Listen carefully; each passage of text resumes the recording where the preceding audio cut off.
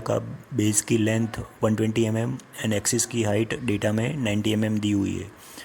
Rectangle हम इस तरह से ड्रॉ कर सकते हैं। ए बी लाइन का मिड पॉइंट हम फाइंड कर सकते हैं, जिसको हम डी पॉइंट बोल सकते हैं। डी में से पास होती हुई वर्टिकल लाइन जो एक्सिस है उसकी लेंथ 90 mm है। अब हम ये जो दोनों लाइन है उसको 6 पार्ट में डिवाइड करेंगे। अब इस तरह से उसको नंबर भी दे सकते हैं हम 1 2 3 4 5 6, यानी कि 15 mm डिस्टेंस रख सकते हैं। ये सभी पॉइंट के बीच का डिस्टेंस यहाँ हम 1 2 3 4 5 6 नंबर दे सकते हैं।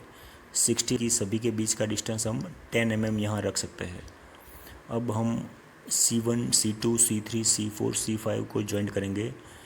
डी C1 और 1 में से पास होती हुई वर्टिकल लाइन, C2 और 2 में से पास होती हुई वर्टिकल लाइन, C3 और 3 में से पास होती हुई वर्टिकल लाइन, इस तरह से हम ज्वाइंट कर सकते हैं। C4 एंड 4 में से पास होती हुई वर्टिकल लाइन, C5 एंड 5 में से पास होती हुई वर्टिकल लाइन।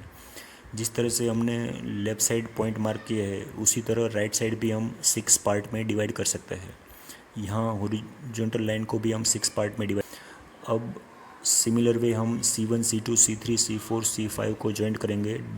1 में से पास होती हुई वर्टिकल लाइन, 2 में से पास होती हुई 3 4 5 सब में से वर्टिकल लाइन ड्रॉ करेंगे। ये जो इंटरसेक्टिंग पॉइंट है वो सब पॉइंट को हम हाईलाइट कर सकते हैं।